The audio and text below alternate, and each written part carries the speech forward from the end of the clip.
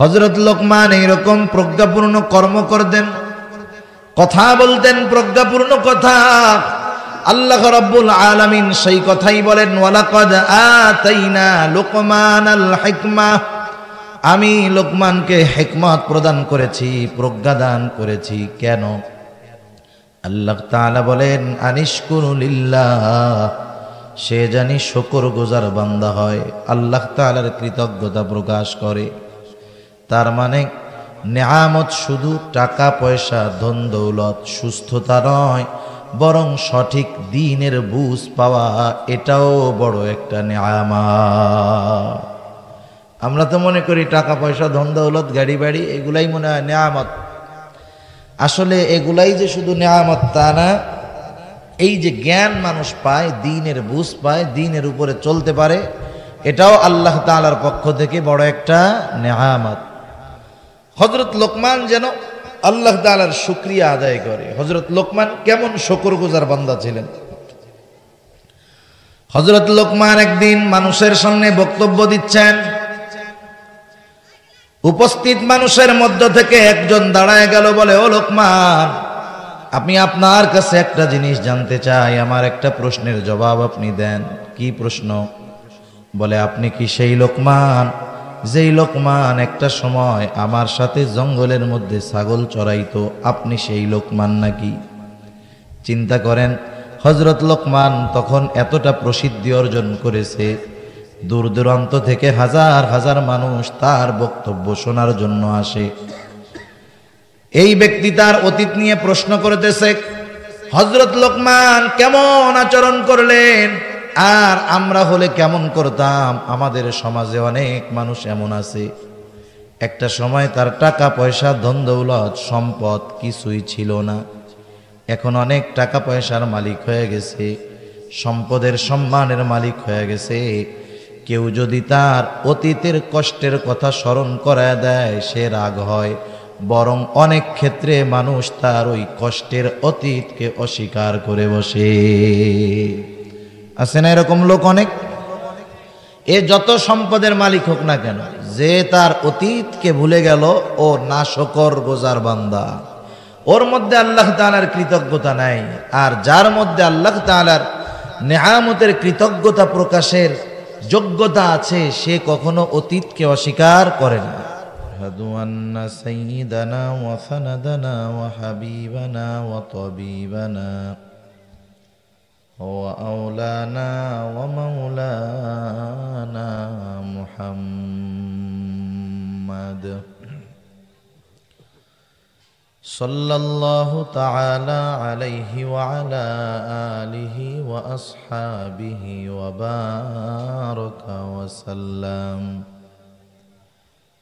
وبارك وسلم تسليما كثيرا كثيرا. أما بعد فأعوذ بالله من الشيطان الرجيم.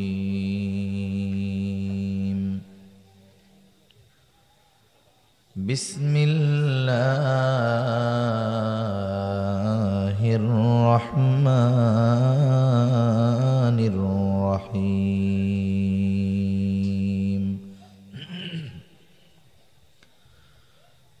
ولقد آتينا لقمان الحكمة أن اشكر لله ومن يشكر فإنما يشكر لنفسه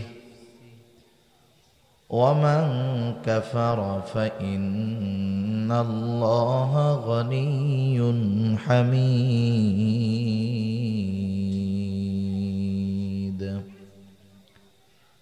صدق الله العلي العظيم.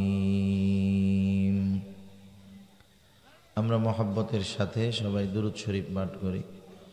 আল্লাহুম্মা সাল্লি আলা মুহাম্মাদিন ওয়া আলা আলি মুহাম্মাদ কামা সাল্লাইতা আলা ইব্রাহিম ওয়া আলা আলি ইব্রাহিম إنك حميد مجيد اللهم بارك على محمد وعلى آل محمد كما باركت على إبراهيم وعلى آل إبراهيم إنك حميد مجيد محمد نے آکر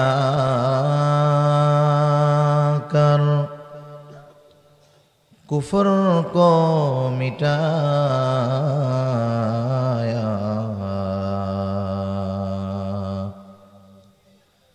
کفر کو مٹا کر صداقت کو بتایا بلغ العلا بکمالہ كشف الدجى بجماله حسنت جميع خصاله صلوا عليه وآله لا إله إلا الله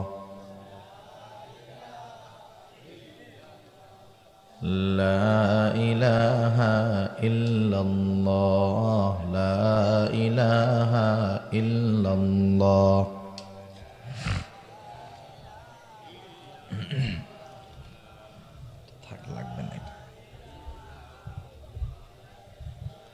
لا إله إلا الله لا إله إلا ঐতিহ্যবাহী কুমিল্লা জেলার অন্তর্গত দেবিদ্বার থানাধীন তালতলা পূর্বপাড়া দুখিয়ারপাড় যুব সমাজের উদ্যোগে কবরবাসীদের মাগফিরাত কামনায় 11তম বার্ষিক তাফসীরুল কোরআন মাহফিল। আজকের এই তাফসীরুল কোরআন মাহফিলের সম্মানিত শ্রদ্ধেয় সভাপতি, সহসভাপতি, আমন্ত্রিত প্রধান অতিথি, বিশেষ অতিথিবৃন্দ সহ সম্মানিত শ্রদ্ধেয় উলামায়ে কেরাম, সামনে উপস্থিত মুরব্বিয়ানে কেরাম, সমবয়সী যুবক বন্ধু, স্নেহের ছোট ভাই এবং পর্দার অন্তরালে অবস্থানরতা সম্মানিতা শ্রদ্ধেয়া মা ও বোন,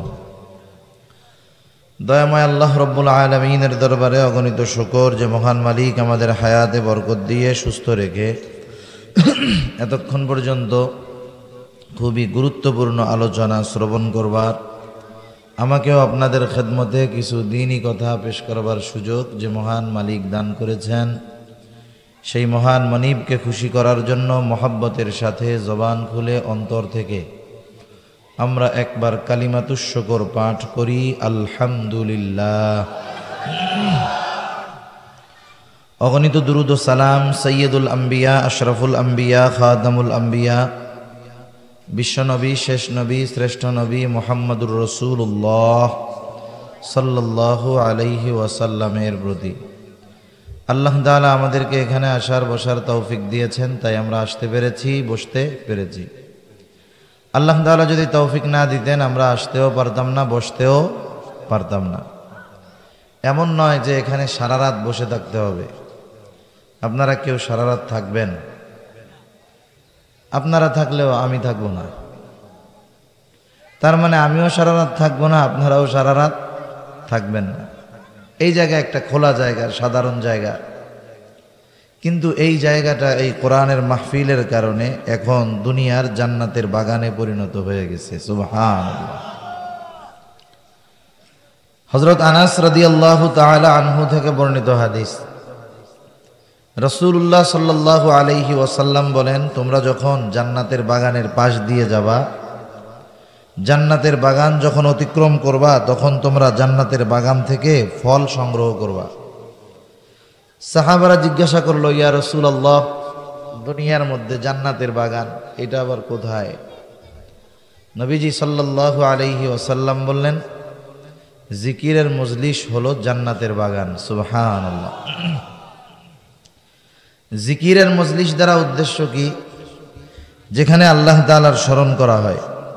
এই যে তাফসীরুল কোরআন মাহফিল, এখানে দুনিয়ার কাউকে স্মরণ করা হয় না, স্মরণ করা হয় কাকে? আল্লাহকে। ওয়াজ মাহফিল বলেন, তাফসীর মাহফিল বলেন, ইসলামী সম্মেলন, মহাসম্মেলন যাই বলেন, এ সবগুলা জিকিরের মজলিসের অন্তর্ভুক্ত। আর জিকিরের মজলিস হলো জান্নাতের বাগান। সুবহানাল্লাহ। নবীজি ওই কথা বলছেন, তোমরা যখন জান্নাতের বাগানের পাশ দিয়ে অতিক্রম করবা তখন সেখান থেকে তোমরা ফল সংগ্রহ করবা। নবীজির ওই কথার আলোকে এটা জান্নাতের বাগান, আর জান্নাতের বাগানে যারা আসে এরা মোটামুটি জান্নাতি। কি বলেন? আল্লাহ তাআলার কাছে আমরা এই কামনা করি, এই প্রার্থনা করি যে তিনি মহব্বত করে ভালোবেসে আমাদেরকে এই জান্নাতি মজমায় আসার তৌফিক দিলেন, আমাদের সবাইকে আল্লাহ তাআলা অনন্তকালের নেয়ামতে পরিপূর্ণ ভরপুর ওই জান্নাতের বাসিন্দা হিসাবেও আল্লাহ কবুল করুক। সকলে বলি আমিন। আমি আলোচনা শুরুর পূর্বে আপনাদের খেদমতে ছোট্ট একটা আরজ করব। বলেন তো, ভাত, এক পাতিল ভাত, এই ভাত সিদ্ধ হয়েছে কি হয় নাই এটা বোঝার জন্য কি পুরা পাতিলের ভাত টিপ দেওয়া লাগে নাকি? কয়টা দিলে হয়? একটা দিলেই হয়ে যায়। আচ্ছা, আলোচনা শুরুর পূর্বে অনুরোধ হলো, জান্নাতের বাগান, জান্নাতি মজলিস আল্লাহ তাআলার কাছে কবুল করি, দোয়া করি আল্লাহ তাআলা আমাদেরকে জান্নাতি বান্দা হিসেবে কবুল করুক। যেহেতু দুনিয়ার জান্নাতের বাগানে আনছেন, জান্নাতি বান্দাদের তো কোয়ালিফিকেশন ভিন্ন থাকে, কোয়ালিটি ভিন্ন থাকে। তা আপনাদের কাছে প্রথমেই অনুরোধ, একেবারে অল্প সময়ের মধ্যে যার যার সামনে ফাঁকা জায়গা আছে জিকিরের সাথে সাথে একবারে একটু মিশে মিশে বসেন, আরাম করে বসেন, তবে একটু মিশে মিশে বসেন। এখন বোঝা যাবে যে 2 ঘন্টা 1 ঘন্টা কথা বললে কে কতটুকু কথা নিবে। ওই ভাত যেমন একটা টিপ দিলে বোঝা যায়, এই এতটুকু কথার দ্বারা বোঝা যাবে যে শ্রোতার অবস্থা কি। জিকিরের সাথে সাথে আমরা একটু আগায় আসি। লা ইলাহা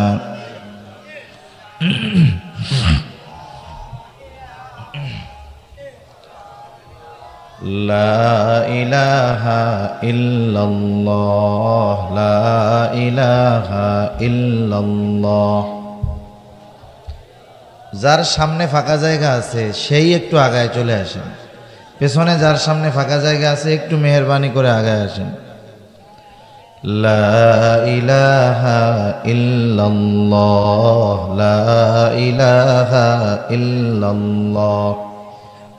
আলহামদুলিল্লাহ, মুরব্বীরা সবাই আসছে, কিন্তু ওই যে কয়েকটা আছে যুবক পোলাপান, কিশোর, ওরা নড়ে না।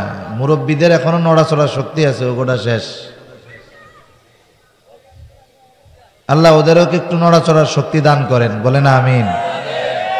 লা ইলাহা ইল্লাল্লাহ। কারো সামনে ফাঁকা রাখবেন না, অনুগ্রহ করে কেউ সামনে ফাঁকা রাখেন না, একটু নড়াচড়া করে বসেন, এতে ক্ষতি নাই, লাভ হবে। লা ইলাহা ইল্লাল্লাহ, লা ইলাহা, লা ইলাহা ইল্লাল্লাহ মুহাম্মাদুর রাসূলুল্লাহ সাল্লাল্লাহু আলাইহি ওয়াসাল্লাম। আমি আপনাদের খেদমতে পবিত্র কোরআনের 21তম পারার প্রসিদ্ধ সূরা লোকমান থেকে একটা আয়াত তিলাওয়াত করেছি। যদিও আয়াত তিলাওয়াত করেছি একটা, কিন্তু আরও কয়েকটা আয়াতের আলোকে আপনাদের খেদমতে কিছু কথা পেশ করবার ইচ্ছা পোষণ করেছি। সূরা লোকমানের 2য় রুকুর প্রথম আয়াত এটা। আল্লাহ সুবহানাহু ওয়া তাআলা এই সূরাটার নাম রাখছেন সূরা লোকমান। এর কারণ হলো, এখানে হযরত লোকমান সম্পর্কে কিছু কথা আছে। হযরত লোকমান তার সন্তানদেরকে কিছু উপদেশ দিয়েছেন, কিছু নসিহত করেছেন।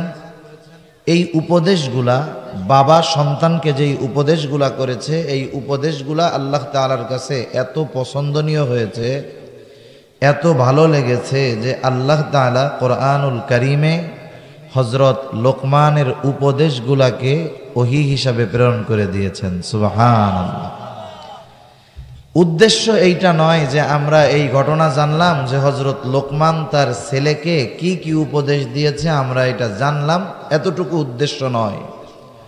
বরং উদ্দেশ্য হলো আমাদেরকে আল্লাহ সুবহানাহু ওয়া তাআলা মূলত এটাই বলতে চান যে দেখো, বাবা হিসাবে হযরত লোকমান সন্তানের সাথে কেমন বিহেভ করেছে, কেমন আচরণ করেছে।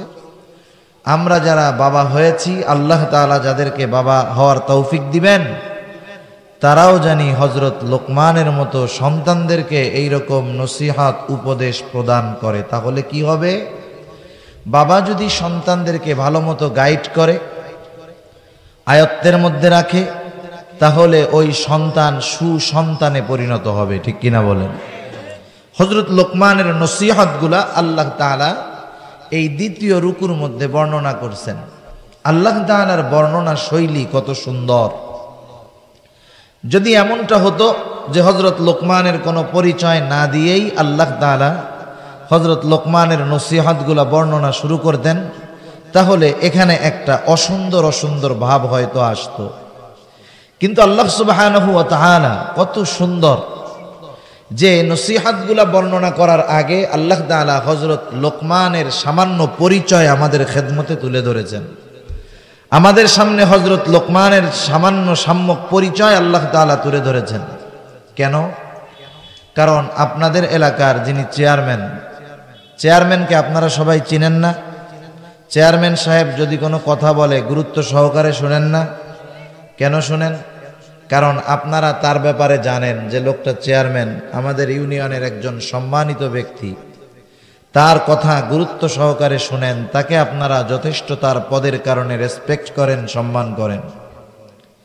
আপনাদের এলাকার পরিচিত এই চেয়ারম্যান একেবারে যদি এমন এক এলাকায় যায় যেখানে ওনারে কেউ চিনে না, উনি আপনাদের এলাকার চেয়ারম্যান, পরিচিত মানুষ, সম্মানিত হতে পারে, আপনাদের কাছে তার কথার গ্রহণযোগ্যতা হতে পারে, কিন্তু উনি যখন অপরিচিত এলাকায় যাবেন, উনি আপনাদের এলাকার মতো ওই জায়গার মানুষ তার কথাকে গ্রহণ করবে না, তাকে ওই রকম সম্মান করবে না, স্বাভাবিক ব্যাপার। কিন্তু যখন মানুষেরা জানবে যে লোকটা কিন্তু সাধারণ লোক নয়, ওই কুমিল্লার দেবিদার থানার একটা ইউনিয়নের চেয়ারম্যান, তার পরিচয় জানার পরে অনেকে তাকে নতুনভাবে চিনতে শুরু করবে, সম্মান করবে, তার কথাগুলা গুরুত্ব সহকারে শুনবে। ঠিক কিনা? তার মানে অপরিচিত মানুষ, সে যত দামি হোক, জ্ঞানী হোক, মানুষ যদি তাকে না চিনে তাহলে তাকে কেউ মূল্যায়ন করে না, তার ব্যক্তিত্বকে মূল্যায়ন করে না, তার কথাকেও মূল্যায়ন করে না। আল্লাহ সুবহানাহু ওয়া তাআলা আগে হযরত লোকমানের পরিচয় আমাদের সামনে তুলে ধরেছেন, এরপরে হযরত লোকমান সন্তানকে কি উপদেশ দিয়েছেন সেইগুলো আল্লাহ তাআলা বর্ণনা করেছেন। কারণ কি? কারণ আগে লোকমানকে চেনো, লোকমানকে, এরপরে তার উপদেশগুলা কতটা গুরুত্বপূর্ণ এটা তোমরা অনুধাবন করতে পারবা। আল্লাহ তাআলা হযরত লোকমানের পরিচয় আমাদের সামনে উল্লেখ করতেছেন। আল্লাহ তাআলা বলেন, وَلَقَدْ آتَيْنَا لُقْمَانَ الْحِكْمَةَ أَنِ اشْكُرْ لِلَّهِ وَمَنْ يَشْكُرْ فَإِنَّمَا يَشْكُرُ لِنَفْسِهِ وَمَنْ كَفَرَ فَإِنَّ اللَّهَ غَنِيٌّ حَمِيدٌ। আল্লাহ রাব্বুল আলামিন বলেন, ওয়ালাকাদ আতাইনা লুকমানাল হিকমা, আমি লোকমানকে হিকমত প্রদান করেছি, হিকমত দান করেছি।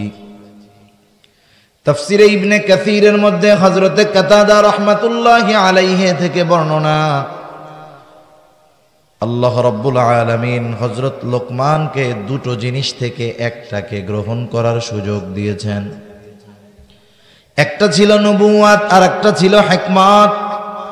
হযরত লোকমানকে বলা হলো, লোকমান তুমি যদি চাও নবুয়তকে গ্রহণ করতে পারো, তুমি যদি চাও হিকমতকে গ্রহণ করতে পারো। হযরত লোকমান হিকমতকে গ্রহণ করেছেন, নবুয়তকে গ্রহণ করেন নাই। কিন্তু কোনো সন্দেহ নাই, নবুয়ত হিকমতের চাইতে অনেক দামি এবং সম্মান মর্যাদাপূর্ণ একটা দায়িত্ব। আমাদের কাউকে যদি বলা হয়, দুইটা অপশন দেওয়া হয়, নিঃসন্দেহে আমরা ভালোটাকে গ্রহণ করব, দামিটাকে গ্রহণ করব। কিন্তু হযরত লোকমান নবুয়তের মতো এত মর্যাদাপূর্ণ বিষয়কে বাদ দিয়ে কেন তিনি হিকমতকে গ্রহণ করলেন? যখন প্রশ্ন করা হলো লোকমানের কারণটা কি, তিনি জবাবে বললেন, শোনো, নবুয়ত এটা বড় মর্যাদাপূর্ণ বিষয়, কোনো সন্দেহ নাই। কিন্তু আল্লাহ তাআলা এই নবুয়াত নিজের থেকে আমাকে প্রদান করেন নাই, বরং আমাকে দুইটা অপশন দিয়েছে, নবুয়াত অথবা হিকমতকে গ্রহণ করার জন্য। আমি যদি নবুয়াতকে গ্রহণ করতাম, আর যদি আমার এই নবুয়াতের দায়িত্ব পালনে কোনো ত্রুটি বিচ্যুতি হয়ে যাইত, তাহলে আল্লাহ তাআলার কাছে আমাকে জবাবদিহিতা করা লাগতো। আর যদি আল্লাহ তাআলা নিজের থেকে আমাকে নবুয়াত দান করতেন, তাহলে এই নবুয়াতের দায়িত্ব পালনের জন্য যা কিছু প্রয়োজন সব ব্যবস্থা করতেন কে? সব কিছুর ব্যবস্থা আল্লাহ তাআলা করতেন, কারণ দায়িত্বটা আল্লাহ নিজে দিয়েছেন। এইখানে উনি দিছেন, আমার অপারগতা যদি থাকে সেটা পরিপূর্ণ করার ব্যবস্থা আল্লাহ তাআলা করবেন। কিন্তু আমি যদি নিজের থেকে দায়িত্ব নেই আর এই দায়িত্ব পালন না করতে পারি, তাহলে আমার আল্লাহ তাআলার কাছে জবাবদিহিতা করা লাগবে। এই জন্য নবুয়াত এত সম্মানজনক মর্যাদাপূর্ণ বিষয় হওয়ার পরেও আমি এটারে গ্রহণ করি নাই। হিকমতকে গ্রহণ করা হয়েছে। হিকমত কাকে বলে? হিকমত হলো দ্বীনের বুঝ, প্রজ্ঞা, জ্ঞান, স্থান, কাল, পাত্র বুঝে কথা বলার যোগ্যতা, পরিপূর্ণ দ্বীনের বুঝ। আল্লাহ তাআলা এগুলা হযরত লোকমানকে দান করেছিলেন, স্বপ্নের তাওয়ির। এগুলা সব হিকমতের অন্তর্ভুক্ত। হযরত লোকমান এতটা হিকমতওয়ালা প্রজ্ঞাবান ব্যক্তি ছিলেন। তৎকালীন সময়ে তো এত প্রযুক্তি ছিল না, ইউটিউব ছিল না, ফেসবুক ছিল না, মোবাইল ছিল না, প্রচার ওনার কোনো মাধ্যম ছিল না। এরপরেও হযরত লোকমানের হিকমতের কথা মানুষের কাছে কাছে এত বেশি বিস্তৃত হয়ে গিয়েছিল, দূর দূরান্ত থেকে শত শত মানুষ দৈনিক হযরত লোকমানের প্রজ্ঞাপূর্ণ কথাগুলা শোনার জন্য তার কাছে চলে আসতো। বিভিন্ন দেশ থেকে মানুষ হযরত লোকমানের কাছে আসতো তার হিকমতপূর্ণ কথাগুলা শ্রবণ করার জন্য। তৎকালীন আরবেও হযরত লোকমানের অনেক প্রজ্ঞাপূর্ণ কথা লোকমুখে প্রচলিত ছিল। মাঝে মধ্যে দেখবেন বাজারে পাওয়া যায় লোকমান হাকিমের বই। এর মধ্যে যদিও সত্য মিথ্যা সব মিশ্রিত আছে, এরপরেও হযরত লোকমানের এই ধরনের প্রজ্ঞাপূর্ণ কথা, বক্তব্য তৎকালীন সময়েও মানুষের কাছে শোনা যাইত, জানা যাইত। হযরত লোকমান শুধু কথার দিক দিয়ে প্রজ্ঞাপূর্ণ কথা বলতেন এমনটা নয়, বরং তার কর্মের মধ্যেও ছিল প্রজ্ঞা, জ্ঞান এবং শিক্ষার সমাহার। প্রসিদ্ধ ঘটনা তাফসীরের মধ্যে আসছে, হযরত লোকমান জীবনের প্রারম্ভে তিনি রাখালগিরি করতেন, ছাগল পালতেন। আপনাদের এলাকায় ছাগল পালে আছে না নাই? অনেক জায়গায় ছাগল পাললে একটা পচা কথা বলে, কি বলে? কয় ছাগল পালে পাগলে, বলে না এরকম কথা? আরে প্রত্যেকটা নবীরে দিয়ে আল্লাহ তাআলা ছাগলের রাখালি করাইছেন। ধৈর্যের শিক্ষা দেওয়ার জন্য আল্লাহ তাআলা নবীদেরকে দিয়ে ছাগলের রাখালগিরি করাইছেন। আমাদের নবী ছাগলের রাখালি করছেন। আরে মূসা আলাইহিস সালাম বিবাহ করেছে, দেনমোহর বাবদ ছাগলের রাখালগিরি করছে, ঠিক কিনা বলেন? এটা নবীদের কাজ। কেউ যদি ছাগল লালন পালন করে আর যদি একটু নিয়ত করে যে পয়গম্বর আলাইহিস সালামরা এই আমল করছে, আবার একটা ছাগল জবাই করলেন, এইবার আবার হৃৎপিণ্ড আর জিহ্বার গোশত মালিকের সামনে নিয়ে আসলেন। মালিক বলে, লোকমান তুমি কি আমার সাথে মজা করো? তোমাকে বললাম সর্বোৎকৃষ্ট গোশত আনার জন্য, তুমি এই দুইটা টুকরা আনলা। আবার সবচাইতে নিকৃষ্ট গোশত আনতে বললাম, এই দুইটাই আনলা, কারণটা কি? লোকমান এবার বলে, মালিক যার অন্তর আর জবান ভালো হয়ে যায় তার সব কিছু ভালো হয়ে যায়, আর যার অন্তর আর জবান খারাপ হয়ে যায় তার সব কিছু খারাপ হয়ে যায়। হযরত লোকমান এইরকম প্রজ্ঞাপূর্ণ কর্ম করতেন, কথা বলতেন প্রজ্ঞাপূর্ণ কথা। আল্লাহ রাব্বুল আলামিন সেই কথাই বলেন, ওয়ালাকাদ আতাইনা লুকমানাল হিকমাহ, আমি লোকমানকে হিকমত প্রদান করেছি, প্রজ্ঞা দান করেছি। কেন? আল্লাহ তাআলা বলেন, আনিশকুরু লিল্লাহ, সে জানি শুকরগুজার বান্দা হয়, আল্লাহ তাআলার কৃতজ্ঞতা প্রকাশ করে। তার মানে নেয়ামত শুধু টাকা পয়সা ধন দৌলত সুস্থতা নয়, বরং সঠিক দ্বীনের বুঝ পাওয়া এটাও বড় একটা নেয়ামত। আমরা তো মনে করি টাকা পয়সা ধন দৌলত গাড়ি বাড়ি এগুলাই মনে হয় নেয়ামত। আসলে এগুলাই যে শুধু নেয়ামত তা না। এই যে জ্ঞান মানুষ পায়, দ্বীনের বুঝ পায়, দ্বীনের উপরে চলতে পারে, এটাও আল্লাহ তাআলার পক্ষ থেকে বড় একটা নেয়ামত। হযরত লোকমান যেন আল্লাহ তাআলার শুকরিয়া আদায় করে। হযরত লোকমান কেমন শুকরগুজার বান্দা ছিলেন। হযরত লোকমান একদিন মানুষের সামনে বক্তব্য দিচ্ছেন। উপস্থিত মানুষের মধ্য থেকে একজন দাঁড়ায় গেল, বলে, ও লোকমান, আমি আপনার কাছে একটা জিনিস জানতে চাই, আমার একটা প্রশ্নের জবাব আপনি দেন। কি প্রশ্ন? বলে, আপনি কি সেই লোকমান যেই লোকমান একটা সময় আমার সাথে জঙ্গলের মধ্যে ছাগল চড়াইতো? আপনি সেই লোকমান নাকি? চিন্তা করেন, হযরত লোকমান তখন এতটা প্রসিদ্ধি অর্জন করেছে, দূর দূরান্ত থেকে হাজার হাজার মানুষ তার বক্তব্য শোনার জন্য আসে। এই ব্যক্তি তার অতীত নিয়ে প্রশ্ন করতেছে, হযরত লোকমান কেমন আচরণ করলেন, আর আমরা হলে কেমন করতাম? আমাদের সমাজে অনেক মানুষ এমন আছে, একটা সময় তার টাকা পয়সা ধন দৌলত সম্পদ কিছুই ছিল না, এখন অনেক টাকা পয়সার মালিক হয়ে গেছে, সম্পদের সম্মানের মালিক হয়ে গেছে। কেউ যদি তার অতীতের কষ্টের কথা স্মরণ করায় দেয় সে রাগ হয়, বরং অনেক ক্ষেত্রে মানুষ তার ওই কষ্টের অতীতকে অস্বীকার করে বসে। আছে না এরকম লোক অনেক? এ যত সম্পদের মালিক হোক না কেন, যে তার অতীতকে ভুলে গেল ও নাশকর গোজার বান্দা, ওর মধ্যে আল্লাহ তাআলার কৃতজ্ঞতা নাই। আর যার মধ্যে আল্লাহ তাআলার নেয়ামতের কৃতজ্ঞতা প্রকাশের যোগ্যতা আছে, সে কখনো অতীতকে অস্বীকার করে না। হযরত লোকমান এবার তার অতীতে ফিরে গেলেন, বলতেছে, হ্যাঁ আমি সেই লোকমান যে একটা সময় জঙ্গলে ছাগল চড়াইছে, আমি সেই লোকমান। এবার লোকটা বলে, তাহলে আপনি এত মর্যাদাপূর্ণ ব্যক্তি হওয়ার কারণটা কি? হযরত লোকমান বললেন, শোনো, আল্লাহ তাআলা হয়তো আমাকে আমানতদারিতা, সত্যবাদিতা, অহেতুক কথাবার্তা বর্জন করার কারণে আল্লাহ তাআলা হয়তো আমাকে এমন সম্মান দিয়েছে। তাহলে হযরত লোকমান শুকরগুজার বান্দা ছিলেন। আল্লাহ তাআলা মূলত এটাই বোঝাতে চান, আমি লোকমানকে হিকমত দান করেছি। আর লোকমান ছিল আমার শুকরগুজার বান্দাদের মধ্যে একজন। চিন্তা করে দেখেন, যে আল্লাহ তাআলা নেয়ামতের শুকরিয়া আদায় করার জন্য আমাদেরকে বললেন, সেই আল্লাহ তাআলাই যদি কোনো বান্দা সম্পর্কে বলে ওই বান্দা আমার শুকরগুজার বান্দা, তাহলে আসলে ওই ব্যক্তি কতটা কৃতজ্ঞ এবং কতটা শুকরগুজার বান্দা হতে পারে, এটা আমাদের জন্য অনুধাবন করা অসম্ভব। আল্লাহ তাআলাই বলতেছে যে ও শুকরগুজার বান্দা। হযরত লোকমান শুকরিয়া আদায় করতেন আল্লাহ তাআলার নেয়ামতের শুকরিয়া।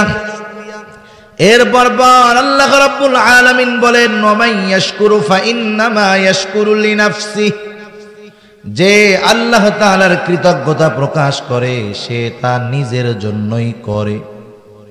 বলেন তো, আমরা যদি আল্লাহ তাআলার কৃতজ্ঞতা প্রকাশ করি, লাভ আমাদের নাকি আল্লাহ তাআলার? আমাদেরই লাভ।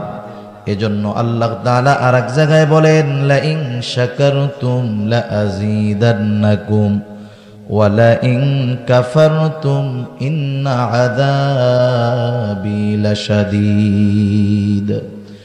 আল্লাহ রাব্বুল আলামিন বলেন, লা ইন শাকারতুম লা আযীদান্নাকুম, তোমরা যদি নেয়ামতের কৃতজ্ঞতা প্রকাশ করো, লা আযীদান্নাকুম, দুইটা তাকিদ যোগ করে আল্লাহ তাআলা বলেন, অবশ্যই অবশ্যই আমি তোমাদের নেয়ামতকে বাড়ায়া দিব।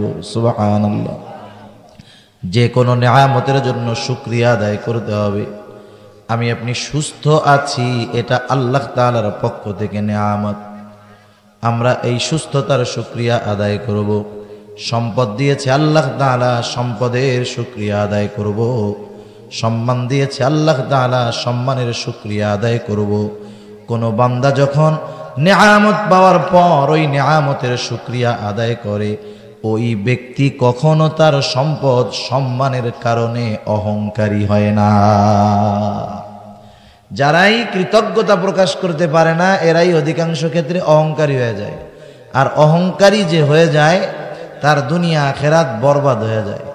আল্লাহর নবী বলেন, লা ইয়াদখুলুল জান্নাতা মান কানা ফি কলবিহি মিসকালা হাববাতিন মিন কিবর। যার অন্তরের মধ্যে যাররা পরিমাণ অহংকার আছে, সে জান্নাতে প্রবেশ করতে পারবে না।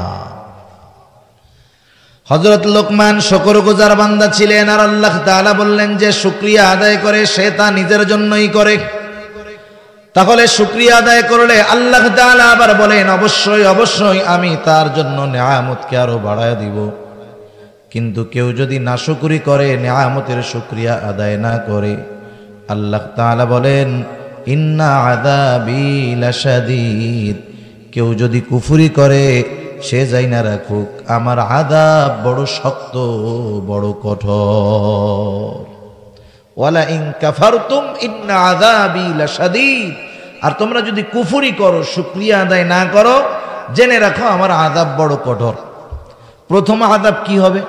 হাদিসের আলোকে এটা বোঝা যায় যে নেয়ামতের শুকরিয়া আদায় না করলে প্রথম শাস্তি হলো দুনিয়ায় নেয়ামতকে ছিনায় নেওয়া হবে। নেয়ামতকে কি করা হবে? ছিনায় নেওয়া হবে। এরপরে কঠিন আযাবে আল্লাহ তাআলা গ্রেফতার করবে। বনি ইসরাইলের 3 জন লোক ছিল, 3 জনের 3 ধরনের রোগ ছিল।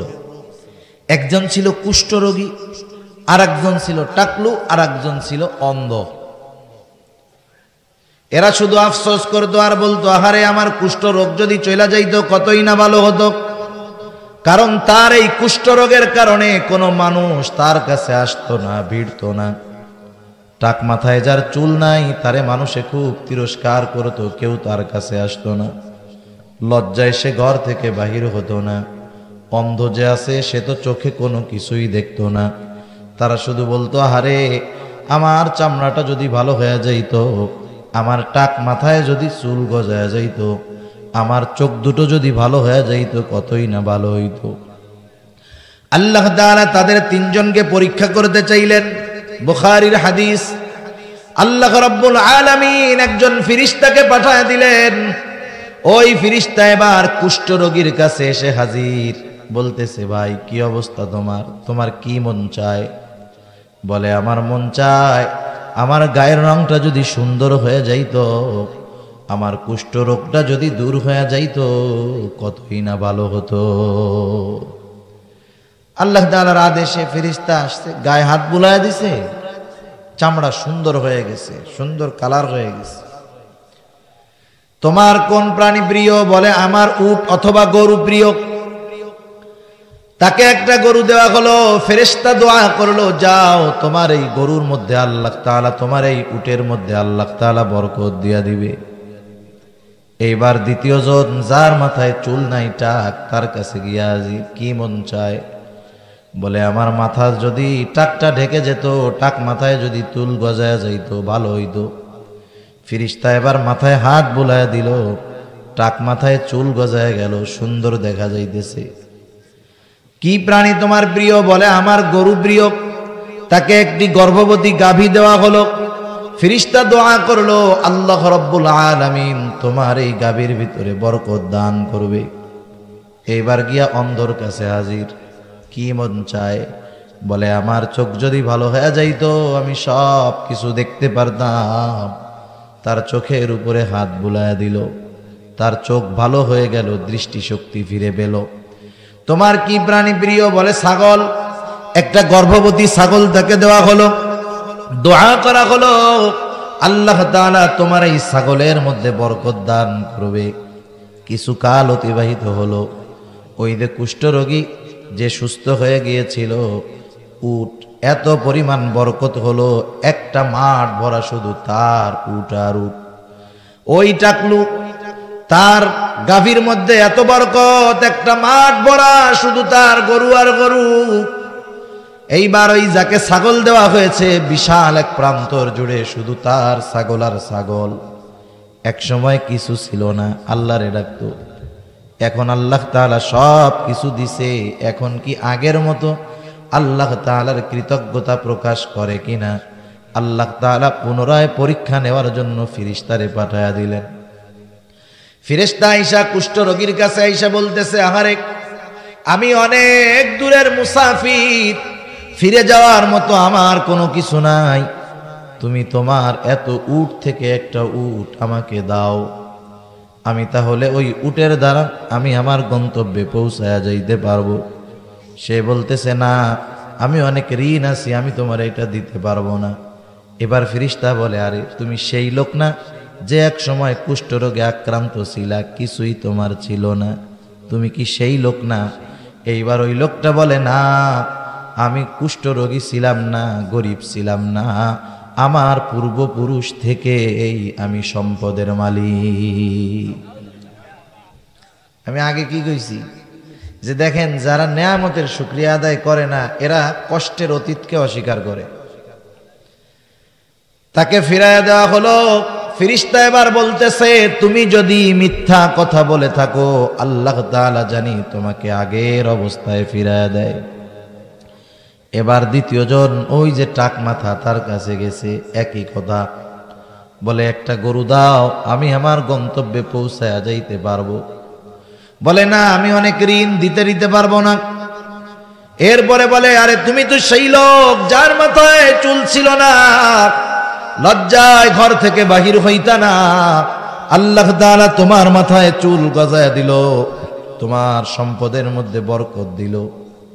এইবার ওই লোকটা বলে, না, আমি কখনো এমনটা ছিলাম না, গরিব ছিলাম না, অতীত থেকেই আমরা ধনী, পূর্বপুরুষ থেকেই ধনী।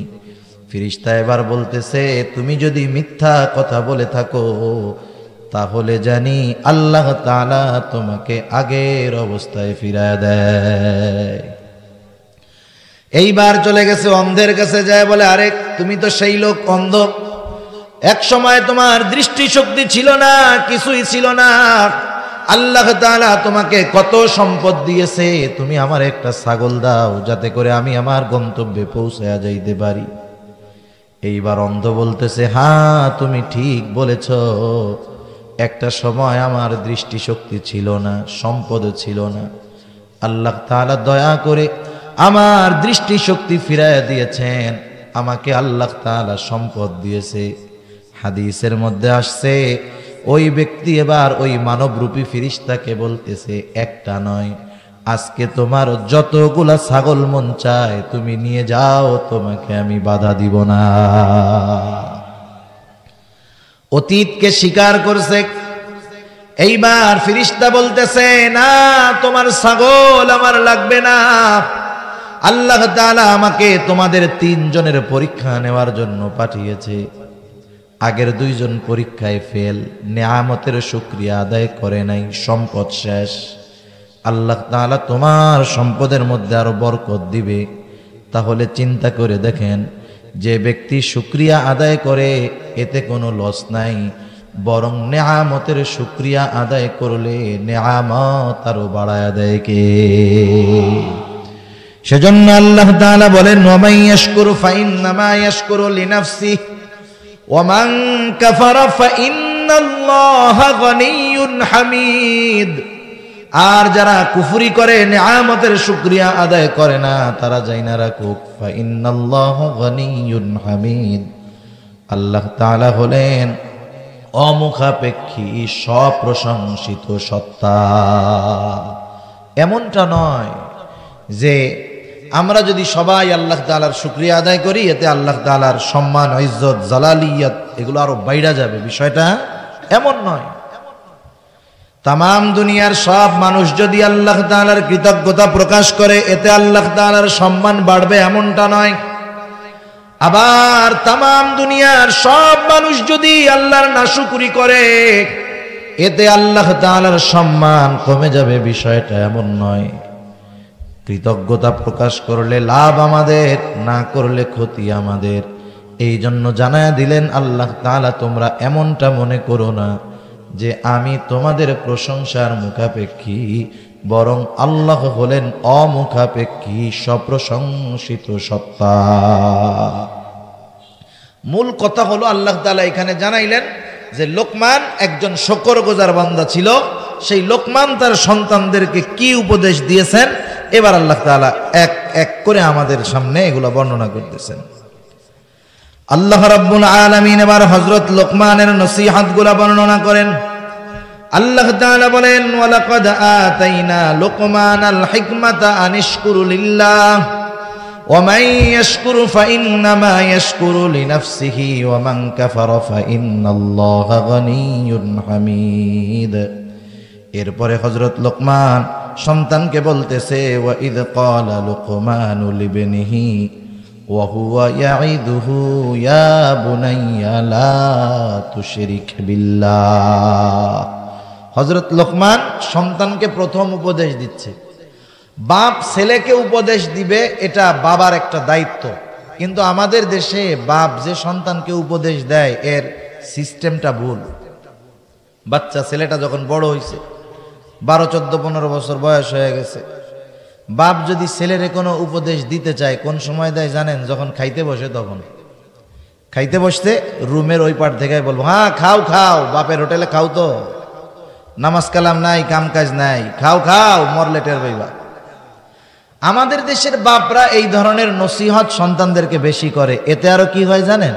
হিতে বিপরীত হয়। ও আরো খেপে, ওর পরিবর্তন তো বহুত দূর।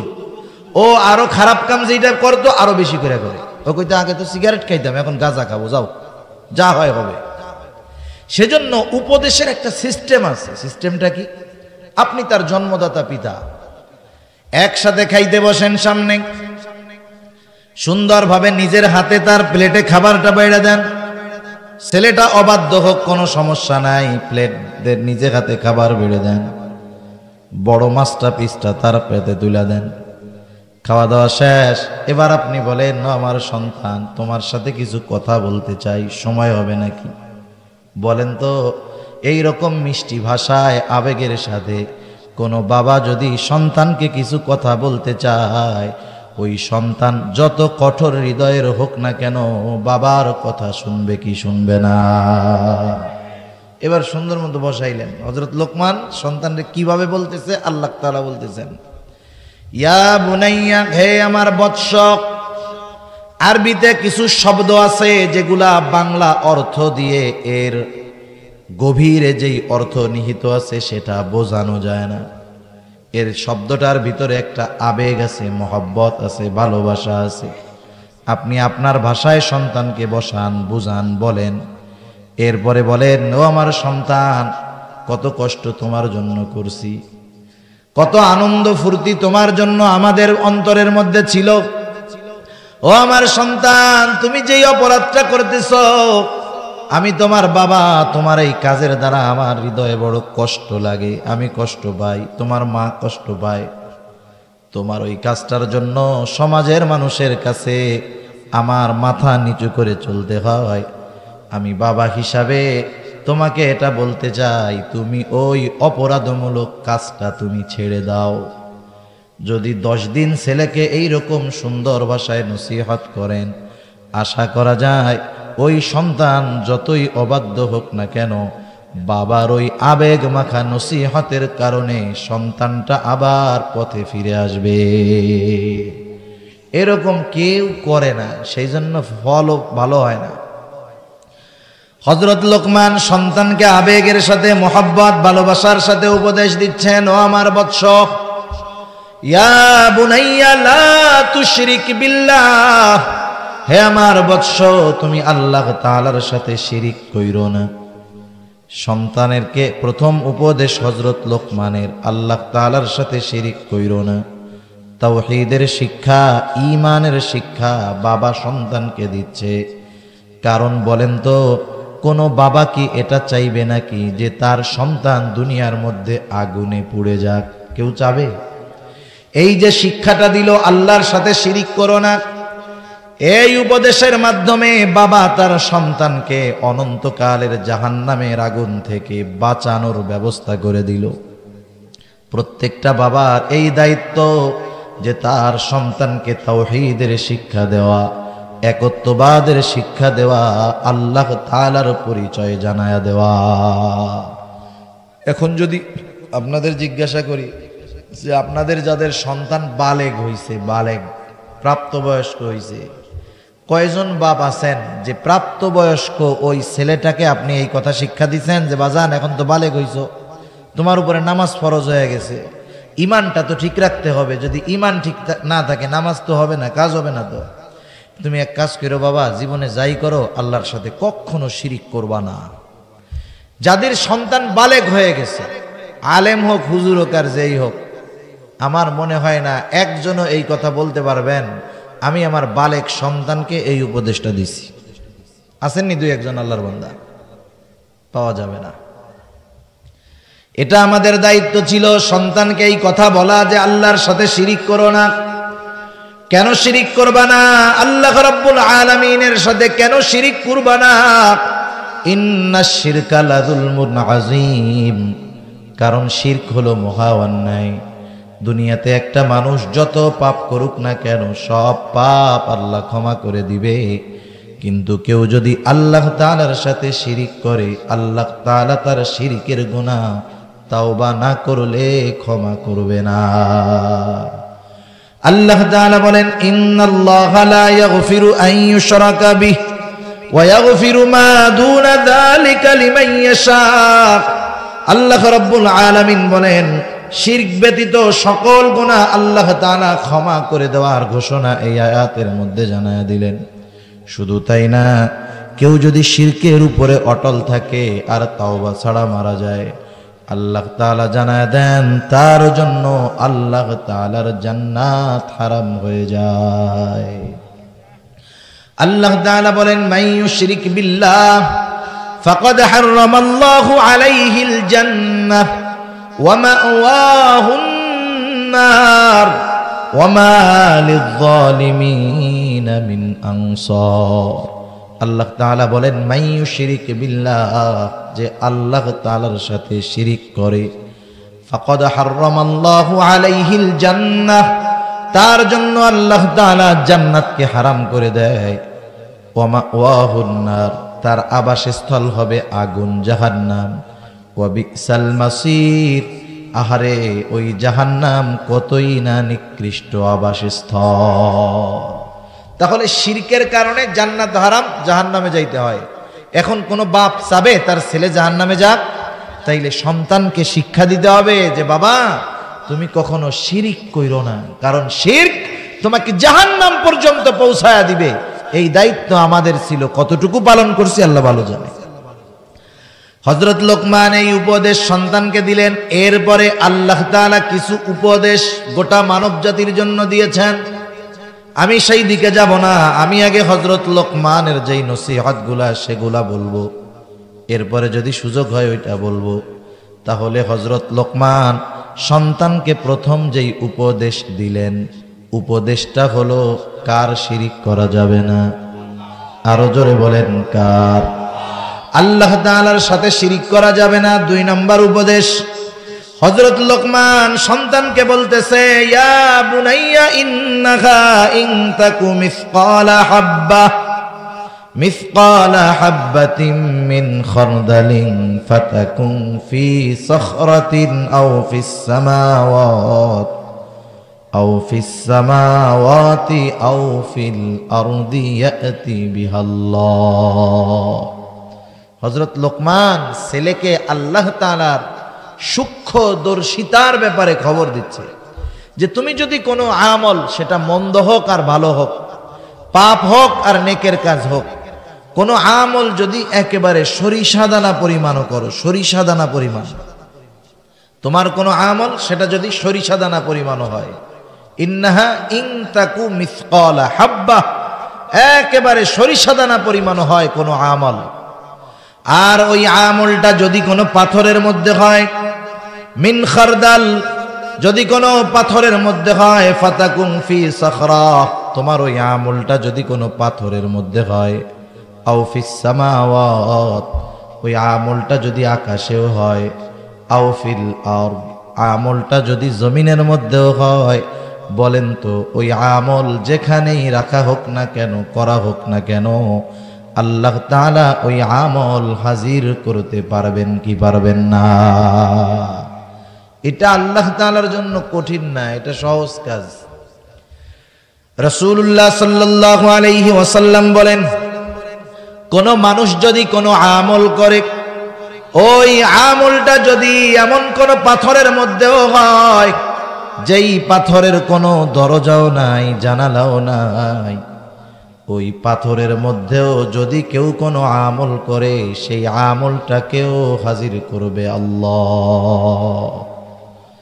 পাথরের মধ্যে যদি আমল করে, দরজা জানালা বিহীন পাথর, ওইখান থেকেও আল্লাহ তাআলা সেই আমল হাজির করবে। শুধু তাই না, এই আমলের আলোকে আল্লাহ তাআলা বিচারও করবে। আল্লাহ রাব্বুল আলামিন বলেন, ওয়ানাদাউল মাওয়াজিনাল কিসতা লিয়াউমিল কিয়ামাহ ফালা তুযলামু নাফসুন শাইআ ওয়া ইন কানা মিসকালা হাববাতিন মিন খারদালিন আতাইনা বিহা ওয়া কাফা বিনা হাসিবিন।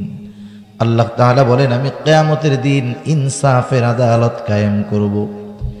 দুনিয়ার আদালতের মধ্যে ইনসাফ নাই, বরং বেইনসাফি বেশি, ঠিক কিনা বলেন? দুনিয়ার আদালতের মধ্যে নিরপরাধ ব্যক্তি অনেকে দেখা যাবে ফাঁসির কাস্টে ঝোলার জন্য অপেক্ষা করতেছে, আবার 7 খুন 10 খুন করেও মুক্ত বাতাসে ঘুরতেছে, এমন লোক আছে না নাই? দুনিয়ার মধ্যে উল্টাপাল্টা করা যায়, দুনিয়ার আদালতে বেইনসাফি হয়, কিন্তু আল্লাহ রব্বুল আলামিন এমন এক বিচারালয় কায়েম করবে যেই জায়গায় আল্লাহ তাআলা বলেন, ফালা তুযলামু নাফসুন শাইআ, কারো প্রতি সামান্যতম জুলুমও করা হবে না। ওয়া ইন কানা মিসকালা হাববাতিন মিন খারদালিন আতাইনা বিহা, কেউ যদি দুনিয়ায় সরিষা দানা পরিমাণ কোনো আমল করে থাকে, ওই আমল সহ তাকে হাজির করা হবে। শুধু হাজির করা হবে তা নয়, হিসাবও নেওয়া হবে। আল্লাহ তাআলা বলেন, কাফা বিনা হাসিবিন, হিসাব নেওয়ার জন্য আমি নিজেই যথেষ্ট। শুধু আল্লাহ তাআলা যথেষ্ট তা না, প্রত্যেকটা মানুষ নিজের হিসাব নিজে করতে পারবে। আমরা যে আমলগুলা করি, আমাদের সব আমলগুলা সর্ব অবস্থায় সংরক্ষিত থাকে। আমাদের সাথে ফেরেশতা আল্লাহ তাআলা নিযুক্ত করে রাখছেন। স্বয়ং আল্লাহ রাব্বুল আলামিন আমাদেরকে সর্বদা পর্যবেক্ষণ করতেছেন। আল্লাহ তাআলা বলেন, ওয়ালাকাদ খালাকনাল ইনসানা ওয়া না'লামু মা তুওয়াসওয়িসু বিহি নাফসুহু ওয়া নাহনু আকরাবু ইলাইহি মিন হাবলিল ওয়ারিদ। আল্লাহ তাআলা বলেন, আমি মানুষকে সৃষ্টি করেছি। ওয়ালাকাদ খালাকনাল ইনসান, মানুষকে সৃষ্টি করেছি। শুধু সৃষ্টি করেছি তা নয়, ওয়া না'লামু মা তুওয়াসওয়িসু বিহি নাফসুহু, আমি আল্লাহ এটাও জানি কোন জিনিস মানুষের অন্তরে ওয়াসওয়াসা দেয়। ওয়াসওয়াসা বুঝেন? ওয়াসওয়াসা দেখা যায়। আপনাদের ঘুম চলে আসছে, এই ওয়াজে ঘুমই আসার কথা। আমারই ঘুম চলে আসে এরকম বলতে বলতে। তা শ্রোতার ঘুম না এসে পারে? ঘুমায়েন না, একেবারে অল্প সময়। আর আমরা একটু তাকবীর দেই, লিল্লাহি তাকবীর। এক জেলা থেকে লোক নিবে 10 জন। কয়জন বলেন তো? আপনাদের বৃহত্তর কত বড় কুমিল্লা জেলা। যদি বলা হয় যে সেনাবাহিনীতে 10 জন লোক নেওয়া হবে, এটা কুমিল্লা জেলার কোটায় 10 জন ভাগে পড়ছে। আপনারা আবেদন করেন। যোগ্যতা কি? 2.50 পাইলেই হবে, মানে টাইনা টুইনা পাস করলেই আর্মিতে অ্যাপ্লাই করা যায়। সাইজ বডি মডি পাইলে ভালো হলে, রেজাল্ট কোনো ফ্যাক্টর না, পাস হলেই চলে। এখন লোক নিবে 10 জন, আবেদন কি 10 জন করে নাকি? কুমিল্লা জেলায় মিনিমাম 1 লক্ষ আবেদন হবে।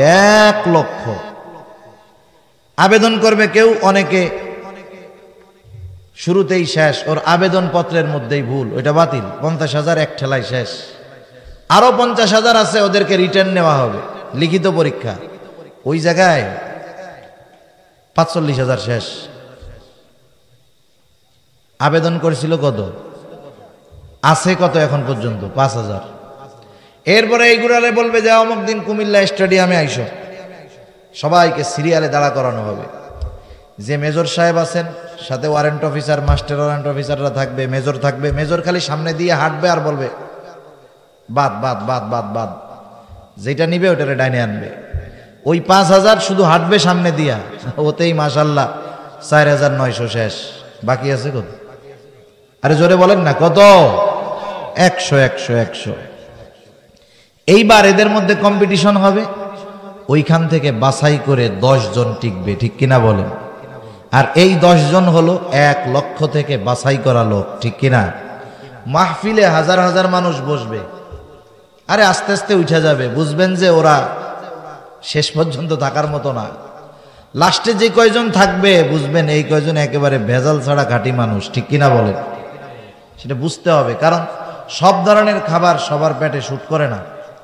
কেউ মনে করেন ভালো জিনিস খাইলে উল্টাপাল্টা হয়ে যায়। আমরা বাঙালি, আমরা সার ওষুধের জিনিস খাইতে খাইতে পেট শুট করে গেছে। এখন যদি খাঁটি জিনিস খাইতে যাই তাহলে আমাদের উল্টাপাল্টা হয়ে যাইতে পারে। আমরা সারা জীবন ওয়াজ নসিহাতের মধ্যে বানোয়াট কিচ্ছা কাহিনী, গল্প, হাস্যরস, কৌতুক এগুলা শুনতে শুনতে অভ্যস্ত। এখন কোরআন কইলে এটা কানে ঢুকতে যায় না, কোরআনের কথা কানে ঢুকতে চায় না। কোরআন তিলাওয়াত এখন ভাল লাগে না, ধুর এটার ওয়াজ কয় নাকি? ওয়াজের মধ্যে একটু মজা হবে, একটু কৌতুক বলবে, একটু হাস্যরস করবে। যারা ওয়াজের ময়দানে, ওয়াজের চেয়ারটা এটা এক নবীজির জিম্মাদারির চেয়ার, ধারাবাহিকতার সাথে চেয়ার পাওয়া গেছে। ওয়াইজ তো নবীজি ছিলেন, আল্লাহ তাআলা বলেছেন ওয়াদাক্কির ফাইন্নায যিকরা তানফাউল মুমিনিন। যারা এই চেয়ারে বসে নসিহতের নামে ঠাট্টা তামাশা কৌতুক করে, ওরা কিয়ামতের দিন খেয়ানতকারীদের কাতারে ওদেরকে দাঁড়াতে হবে। সেজন্য সাবধান। আমরা যারা বলবো আমাদেরকেও সতর্ক থাকতে হবে, যারা আমরা শুনি আমাদেরকেও বাছাই করতে হবে যে কারটা শুনলে আমার জীবন পরিবর্তনের সম্ভাবনা আছে। আল্লাহ বোঝার তৌফিক দান করুক। অল্প সময়, তাহলে আল্লাহ তাআলা কিয়ামতের দিন প্রত্যেককে নিজের আমলনামা হিসাবের যোগ্যতাও আল্লাহ তাআলা দিয়ে দিবে। আল্লাহ তাআলা বলেন, কোন জিনিসে মানুষের অন্তরে ওয়াসওয়াসা দেয় আমি আল্লাহ এটাও জানি। কেন জানি? আল্লাহ তাআলা বলেন ওয়া নাহনু আকরাবু ইলাইহি মিন হাবলিন ওয়ারিদ। কারণ আমি বান্দা তোমার শাহরগের চাইতেও অধিক নিকটে। আল্লাহ তাআলা সর্বক্ষণ আমাদেরকে পর্যবেক্ষণ করতেছে। এমন কোন মুহূর্ত নাই যেই মুহূর্ত আল্লাহ তাআলার পর্যবেক্ষণের বাইরে আমরা যেতে পারি। সব আল্লাহ তাআলা জানেন। শুধু তাই না, সাথে সাথে আরো 2 জন ফেরেশতা আমাদের 2 কাঁধে আল্লাহ রেখে দিয়েছেন। আল্লাহ তাআলা বলেন ইয ইয়াতালাক্কাল মুতালাক্কিয়ানি আনিল ইয়ামিনি ওয়া আনিশ শিমালি কাঈদ। প্রত্যেকের কাঁধে 2 জন ফেরেশতা আছে, কিরামান কাতিবিন, সম্মানিত লেখকদ্বয়। এরা কখনো পৃথক হয় না। একটা মানুষ যখন পাপ কাজ করতে যায় এই 2 ফেরেশতা সাথে থাকে, এরা কখনো আলাদা হয় না। কিরামান কাতিবিন আমাদের আমলগুলাকে লিপিবদ্ধ করতেছে। শুধু তাই না, আরেকজন ফেরেশতা আছে, আল্লাহ তাআলা তার ব্যাপারে বলেন মা ইয়ালফিযু মিন কাউলিন ইল্লা লাদাইহি রাকীবুন আতীদ। সদা সতর্ক একজন ফেরেশতা। মা ইয়ালফিযু মিন কাউল, জবান দিয়ে যা নিক্ষেপ করা হয়, মানে আমরা যা বলি বলার সাথে সাথে ওই ফেরেশতা সেটাকে রেকর্ড করে ফেলে। সুবহানাল্লাহ। তাহলে বলেন আল্লাহ তাআলার সিস্টেম কত কঠিন। এখান থেকে সামান্য একটা আমল করে ছুটে যাবে এটা হতেই পারে না। সবগুলা সংরক্ষিত আছে। আল্লাহ তাআলা কিয়ামতের দিন আমলনামাগুলাকে ছেড়ে দিবে। আমরা যেমন যখন কারো নম্বরে কোনো মেসেজ দেই, মনে করেন আপনি আপনার বাড়ির পাশে এক বন্ধুকে একটা মেসেজ দিলেন, যদিও আপনার বাড়ির পাশের লোক, সে আজকে আছে ঢাকা। বলেন তো মেসেজ দিলে মেসেজ আপনার বাড়ির পাশে যাবে নাকি সে ঢাকায় থাকে ঢাকাতেই চলে যাবে? তার মানে যার নাম্বার মেসেজ তার কাছে চলে যাবে। আমলনামা যখন ছেড়ে দেওয়া হবে, আমলনামায় যার নাম, সে হাসরের ময়দানে যেই জায়গায় থাকুক না কেন আমল নামা তার কাছে পৌঁছায়া যাবে। কেউ ডান হাতে আমল নামা পাবে, কেউ বা বাম হাত বুক চিরে পিছনে যাবে, বাম হাতে আমল নামা পাবে। এবার বলা হবে ইকরা কিতাবাকা কাফা বিনাফসিকাল ইয়াওমা আলাইকা হাসিবা। বলা হবে ইকরা কিতাবাক, তুমি পড়ো তোমার কিতাব, কাফা বিনাফসিকাল ইয়াওমা আলাইকা হাসিবা, তোমার নিজের হিসাব নেওয়ার জন্য তুমি নিজেই যথেষ্ট। এখন চিন্তা করতে পারেন, আমি তো জীবনে কোনোদিন আরবি বাংলায়ও পড়তে পারি না, আমলনামা কোন ভাষায় থাকবে? দুনিয়ার সিস্টেম দেখলেই বিষয়টা বোঝা সহজ হয়ে যায়। এখনকার দামি দামি মোবাইলে অনেক সিস্টেম আছে। আপনি একজন চাইনিজের সাথে কথা বলতে চান, চায়না ভাষা, ওটা ভাষা তো বহুত দূর, অক্ষরই বোঝা যায় না, ঠিক কিনা বলেন? আপনি ওর সাথে কথোপকথনে লিপ্ত হবেন কেমনে? আপনি আপনার মোবাইল থেকে তারে মেসেজ দিবেন। আপনি তাকে জিজ্ঞাসা করতে চান তুমি কেমন আছো, আপনি বাংলায় লিখবেন যে তুমি কেমন আছো, ওইটাকে আপনি চাইনিজ ভাষায় রূপান্তর করে তার কাছে দিবেন। যেই মেসেজ দিবেন ওর মোবাইলে মেসেজটা ওর ভাষায় গিয়ে উঠবে, চাইনিজ ভাষায় তুমি কেমন আছো। ও আবার ওর ভাষায় লিখবে যে আমি ভালো আছি। আপনার কাছে যখন মোবাইলটা আসবে বাংলাতে মেসেজ উঠবে যে হ্যাঁ আমি ভালো আছি। চিন্তা করে দেখছেন? ট্রান্সলেট করার সিস্টেম, গুগল ট্রান্সলেট আছে না, যারা সফটওয়্যার ব্যবহার করে বুঝবেন, যে কোনো ভাষা দিয়ে যে কোনো ভাষার অর্থ সাথে সাথে বের করা যায়। এই বুদ্ধি মানুষরে দিছে কে? শুধু তাই না, প্রযুক্তি এত আপার লেভেলে চলে গেছে। একজন বক্তব্য এইবার সে পড়বে আর বলবে মালি হাদাল কিতাব লা ইউগাদিরু সগীরাতান ওয়ালা কাবীরাতান ইল্লা আহসাহা। পুরা বলবে হায় রে, এটা কেমন কিতাব রে, ছোট বড় একটা কিছু বাদ যায় না এখান থেকে। গোটা জিন্দেগিতে যা কিছু করা হয়েছে সব আমলনামার মধ্যে আছে। আল্লাহ তাআলা এগুলা সব সংরক্ষণের ব্যবস্থা করে রাখছে। হযরত লোকমান সেই জন্য সন্তানকে মনে করায় দিচ্ছে, আমার সন্তান তুমি যেই আমলটা করো না কেন, সেটা যদি সরিষা দানা পরিমাণও হয়, পাথরের মধ্যেও যদি করো, আসমানে যদিও করো, জমিনে যদিও করো, ওই আমলটা হাজির করবে কে? আরো জোরে জবান খুলে বলেন কে? কেন তিনি করতে পারেন? কারণ হলো ইন্নাল্লাহা লাতীফুন খবীর, কারণ তিনি হলেন সব খবর রাখেন। শুধু তাই না, তিনি হলেন সূক্ষ্মদর্শী। জমিনের উপরে পিঁপড়া চলে, পিঁপড়া, পিঁপড়া চলারও একটা আওয়াজ আছে। আমরা পিঁপড়া চলার আওয়াজ কোনোদিন শুনছি? শুনি নাই। আল্লাহ তাআলা ওই আওয়াজটাও স্পষ্ট শুনতে পায়। গহীন জঙ্গলের মধ্যে একেবারে পিনপতন নীরবতা, যেখানে কোনো জনমানব শূন্য এলাকায়ও যখন একটা গাছের পাতা গাছ থেকে নিচে পড়ে, সেই খবরটাও আল্লাহ তাআলার কাছে থাকে।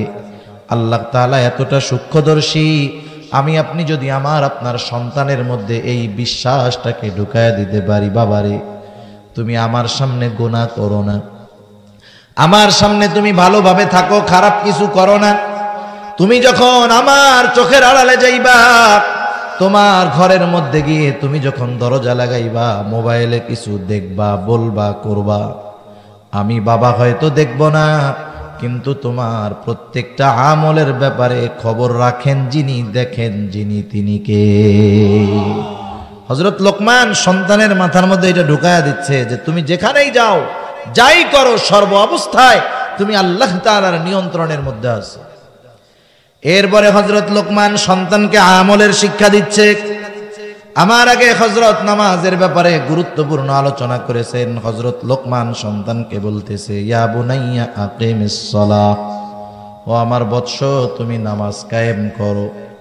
নামাজ আমরা মনে করি আমরা শুধু একারা পড়বো, অন্য যা করে করবে তাতে আমার কি, কিন্তু আল্লাহ তাআলা বলেন তুমি নামাজ পড়ো, তোমার পরিবার পড়ে না, এটা হবে না। ওয়া উমুর আহলাকা বিসসালাহ, তুমি তোমার অধীনস্থ যারা তাদেরকেও নামাজের আদেশ দাও। একা জাহান্নাম থেকে বাঁচার চিন্তা করে কোনো লাভ নাই, কাম হবে না। আপনি হাজী সাহেব নেককার মানুষ। আপনি নামাজ পড়তেছেন, আপনি চিন্তা করতেছেন আমার পোলা ঘুমায়। কত নামাজি আল্লাহর বান্দা আছে, সে ঠিকই আজান দেওয়ার পরে মসজিদে আসে, আস্তে আস্তে উঠে ঠান্ডা মাথায় অজু টজু করে এমনভাবে ঘর থেকে বের হয় কোনো আওয়াজ যেন না হয়। কি চিন্তা করে, একটু আওয়াজ যদি হয় আমার পোলাটা যদি ঘুম থেকে উঠা যায়। আপনি চিন্তা করতেছেন পোলার ঘুম নষ্ট হবে, আপনি তো পোলাকে জাহান্নামের আগুনের দিকে ঠেলে দিতেছেন। সেজন্য অভিভাবক সে যদি মনে করে আমি একা জাহান্নাম থেকে বাঁচবো, হবে না। আল্লাহ তাআলা বলেন ইয়া আইয়ুহাল্লাযীনা আমানু কু আনফুসাকুম ওয়া আহলিকুম নারা, হে ঈমানদারেরা তুমি নিজেকে জাহান্নাম থেকে বাঁচাও, অধীনস্থদেরকেও বাঁচাও। তুমি নিজে বাঁচলেই হবে না, অধীনস্থদেরকেও বাঁচানোর চেষ্টা করতে হবে। কারণ আল্লাহর নবী হাদিসের মধ্যে জানায় দেন কুল্লুকুম রাঈনা ওয়া কুল্লুকুম মাসউলুন আন রাইয়াতিহি। নবীজি বলেন তোমরা প্রত্যেকে এক একজন দায়িত্বশীল, কিয়ামতের দিন প্রত্যেককে তার দায়িত্বের ব্যাপারে জিজ্ঞাসা করা হবে। লম্বা হাদিস। বাবাকে তার সন্তানের ব্যাপারে জিজ্ঞাসা করা হবে, স্বামীকে তার স্ত্রীর ব্যাপারে জিজ্ঞাসা করা হবে। একজন মানুষেরই বিভিন্ন পরিচয় থাকতে পারে। যেই লোকটা বাপ হইছে, বাপ হওয়ার আগে তো সে স্বামী হইছে, ঠিক কিনা বলেন? তাইলে ওই স্বামীকে স্ত্রীর ব্যাপারে জিজ্ঞাসা করা হবে, বাবাকে তার সন্তানের ব্যাপারে জিজ্ঞাসা করা হবে, মাকে তার কন্যার ব্যাপারে জিজ্ঞাসা করা হবে। জিজ্ঞাসা করা হবে তোমার ছেলের দিন শিখাইছিলা?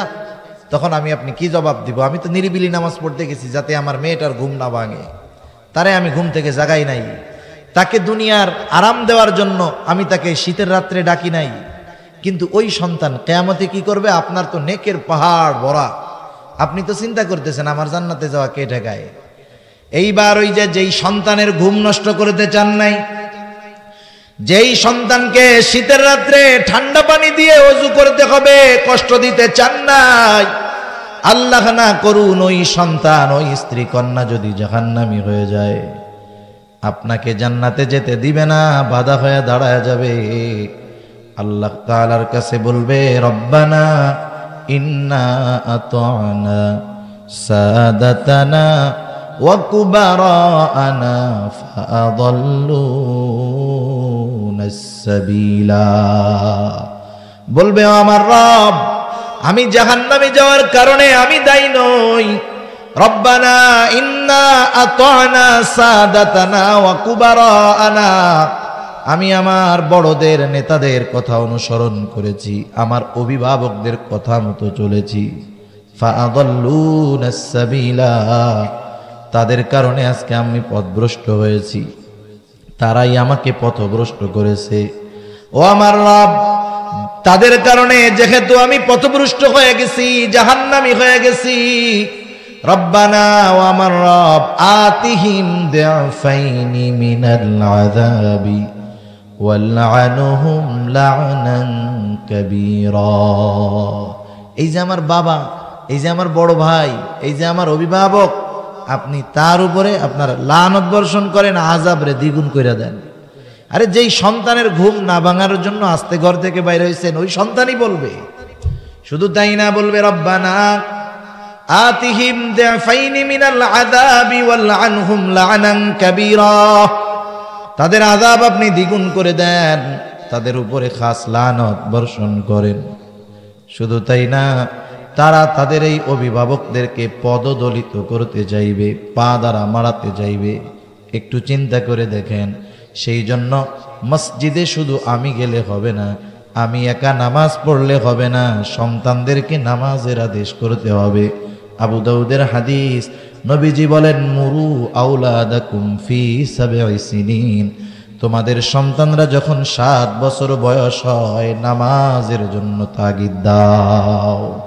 আর যখন 10 বছর হয় নামাজ না পড়লে প্রহার করো, বিছানা আলাদা করে দাও। হযরত লোকমান সন্তানকে সেই নামাজের আদেশ করলেন, সাথে সাথে বললেন ওয়া'মুরু বিল মা'রুফি ওয়ানহা আনিল মুনকার, নামাজের সাথে সাথে আমার বৎস তুমি ভালো কাজের আদেশ করবা, অসৎ কাজের নিষেধ করবা। আমরা হলাম শ্রেষ্ঠ উম্মত। আমরা কি উম্মত বলেন তো? শ্রেষ্ঠ উম্মত। কিছু জিনিস আছে এটা মুখ দিয়া দাবি করলেই হয় না, কিছু জিনিস আছে মুখ দিয়া দাবি করা লাগে না। তার কর্ম, তার অ্যাক্টিভিটিস এটাই বলে দেয় যে সে আসলে শ্রেষ্ঠ উম্মত বা শ্রেষ্ঠ ব্যক্তি কিনা।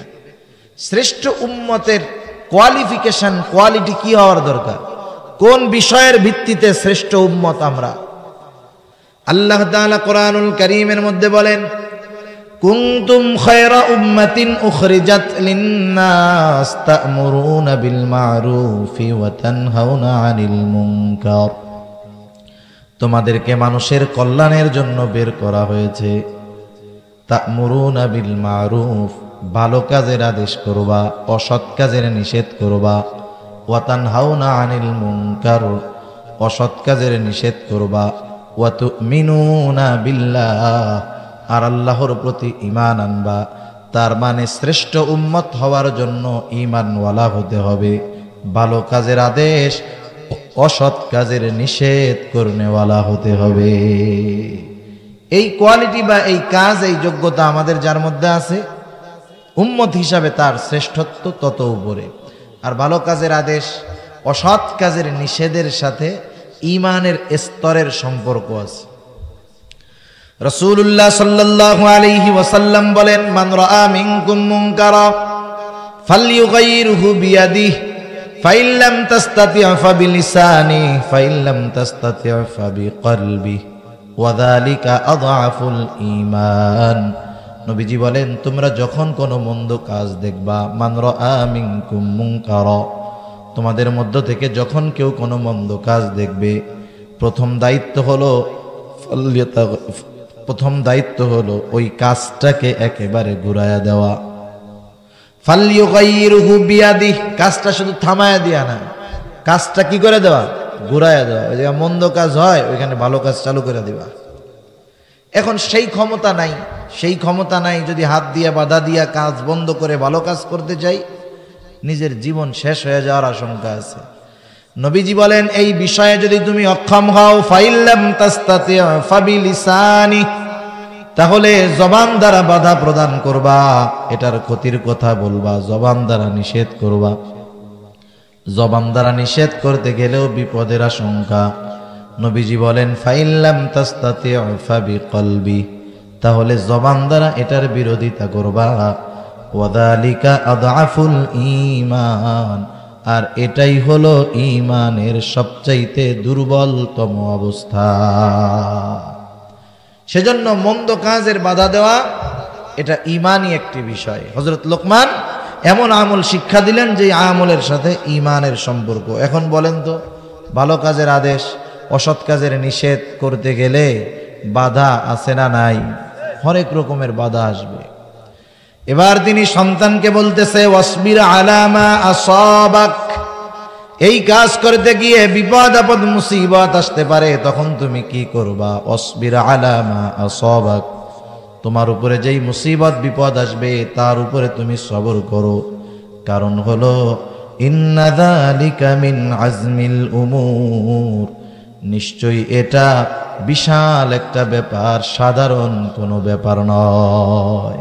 এ কাজ করতে গেলে বাধা নিষেধ এগুলো আসবে, বিপদ আপদ আসবে, সবরের উপরে থাকো।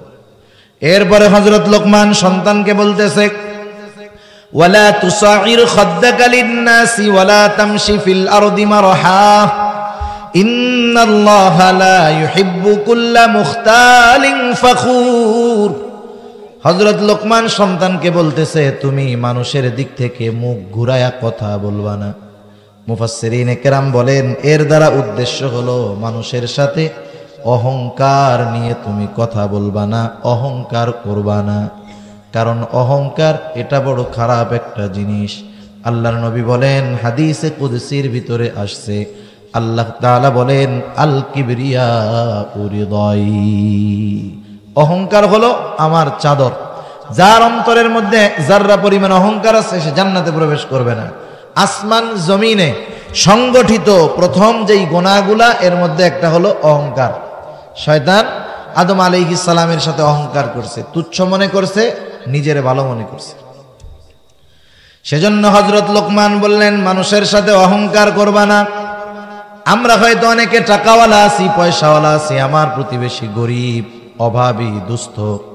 আমি আমার সন্তানকে শিক্ষা দেব, বেটা খবরদার আল্লাহ তাআলা তোমার বাবাকে সম্পদ দিয়েছে, তুমিও নেয়ামত পেয়েছো, তোমার প্রতিবেশী গরিব, অভাবী, দুস্থ, খবরদার তার সাথে কখনো তুমি অহংকার করবা না।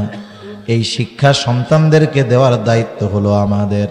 সাথে সাথে হযরত লোকমান বলেন, ওয়ালা তামশি ফিল আরদি মারহা, জমিনের উপরে দর্প ভরে চলাচল করবা না। আল্লাহ তাআলা কোরআনুল কারীমের আরেক জায়গায় বলেন, ওয়ালা তামশি ফিল আরদি মারহা ইন্নাকা লান তাখরিকাল আরদ ওয়া লান তাবলুগাল জিবালা তুলা। আল্লাহ তাআলা বলতেছে, জমিনের উপরে অহংকারের সাথে দর্প ভরে তোমরা চলাচল কইরো না। তুমি যতই পা জোরে জোরে ফালাও, ইন্নাকা লান তাখরিকাল আরদ, তুমি জমিনকে কখনো ফাটায় ফেলতে পারবা না, বিদীর্ণ করতে পারবা না। বুক ফুলায় হাইটো না। ওয়ালাং তাবলুগাল জিবালা তুলা, উচ্চতায় তুমি কখনো পাহাড় সম হতে পারবা না। হযরত লোকমান বললেন, জমিনের উপরে দর্প ভরে চলবা না, কারণ অহংকার করা আর জমিনে দর্প ভরে চলা এই দুইটা খুব খারাপ জিনিস। কারণ এই গুণগুলা, এই দোষগুলা যাদের মধ্যে আছে, আল্লাহ তাআলা তাদেরকে ভালোবাসেন না। ইন্নাল্লাহা লা ইউহিব্বু কুল্লা মুখতালিন ফাখুর, নিশ্চয়ই আল্লাহ তাআলা মুখতাল আর ফাখুরকে ভালোবাসে না। আল্লাহ যারে ভালোবাসে না, বলেন তার দুনিয়া আখেরাতে আর কিছু আছে? সব শেষ। আর আল্লাহ যারে ভালোবাসে, দুনিয়ার মানুষও তাকে ভালোবাসে। সুবহানাল্লাহ। মুখতাল কারে বলে আর ফাখুর কাকে বলে? মুখতাল হলো যে নিজে নিজে নিজেরে বড় মনে করে, একা একা ভাবে যে আমি খুব ভালো আলেম, আমি খুব ভালো ওয়াইজ, আমি খুব ভালো কারি, আমি খুব ভালো হাফেজ, আমি খুব ভালো কণ্ঠস্বরওয়ালা একজন শিল্পী। নিজে নিজে নিজেকে ভালো মনে করে, এ হলো মুখতাল। আর ফাখুরকে, ফাখুর হলো যে অন্যের সাথে নিজেকে কম্পেয়ার করে, মনে করে যে অমুক মাওলানা ওর চাইতে আমি ভালো, অমুক হাফেজ ওর চাইতে আমি ভালো হাফেজ, অমুক কারি ওর চাইতে আমি ভালো কারি, ও অমুক শিল্পী ওর চাইতে আমি ভালো শিল্পী। আর একজনকে তুচ্ছ করে নিজেরে বড় মনে করে, এ হলো ফাখুর। আল্লাহ তাআলা বলেন এগুলারে আল্লাহ ভালোবাসেন না। আর অপরকে তুচ্ছ মনে করে নিজেকে ভালো মনে করা, এটা হলো শয়তানের কাজ। কার কাজ? আদম আলাইহিস সালামকে যখন সেজদা করতে বলছে আল্লাহ তাআলা, কি বলছে শয়তান? আনা খায়রুম মিন খলাকতানি মিন নারিন ওয়া খলাকতাহু মিন তিন, আমি ওর চাইতে ভালো, আমাকে আপনি আগুন দিয়ে বানায়েছেন, তাকে আপনি মাটি দিয়ে বানিয়েছেন, আমি তার চাইতে ভালো। এই চিন্তা যার মধ্যে আসে সে হলো ফাখুর। আর মুখতাল হলো যে নিজে নিজে নিজেকে বড় মনে করে। এই দুইটার ত্রুটি যার মধ্যে থাকে, আল্লাহ তাআলা তাকে ভালোবাসেন না। এরপরে হযরত লোকমান সন্তানকে শিক্ষা দিচ্ছে কেমনে জমিনে চলবা। শেষ, ওয়াকসিদ ফি মাশিকা ওয়াগদুদ মিন সাউতিক ইন্না আনকারাল আসওয়াত লাসাউতুল হামির। হযরত লোকমান বলতেছে, আমার সন্তান, জমিনের মধ্যে তুমি মধ্যম পন্থা অবলম্বন করে হাঁটবা। একেবারে বিনা কারণে দ্রুত হাঁটবা না, আবার নাসারাদের মতো একেবারে পা গুইনা গুইনা আস্তে আস্তেও চলবা না। মধ্যম পন্থা অবলম্বন করবা, বিনয়ের সাথে পথ চলবা। বিনয়ের সাথে, নম্রতার সাথে, ভদ্রতার সাথে পথ চলা, এটা রহমানের বান্দাদের অন্যতম একটা গুণ। আল্লাহ তাআলা সূরা ফুরকানের মধ্যে বলেন, ওয়াইবাদুর রহমানিল্লাযীনা ইয়ামশুনা আলাল আরদি হাওনা। রহমানের বান্দাদের গুণাবলীর মধ্যে অন্যতম একটি গুণ হলো, রহমানের বান্দারা যখন পথ চলে বিনয়ের সাথে পথ চলে। এদের পথ চলার মধ্যে অহংকারী তাকাব্বুরি ভাব নাই, বিনয় আছে। হযরত লোকমান সন্তানকে বললেন মধ্যম পন্থা অবলম্বন করে হাঁটবা। ওয়াগদুদ মিন সাউতিক, সাথে সাথে তুমি তোমার কণ্ঠস্বরকে নিচু কইরা রাখবা, তথা বিনা প্রয়োজনে তুমি কখনো উচ্চ স্বরে কথাবার্তা বলবা না। আমাদের দেশে যখন কারো সাথে কোনো তর্ক বিতর্ক হয়, যে গলার আওয়াজ যত বড় করতে পারে ও মনে করে আমি তত সেরা, ঠিক না? যে বিনা কারণে গলার আওয়াজ বেশি করে তাকে গাধার সাথে তুলনা করা হয়েছে। কার সাথে বলেন? গাধার সাথে। ইন্না আনকারাল আসওয়াতি লাসাউতুল হামির, নিশ্চয় গাধার আওয়াজ হলো সবচাইতে নিকৃষ্ট আওয়াজ।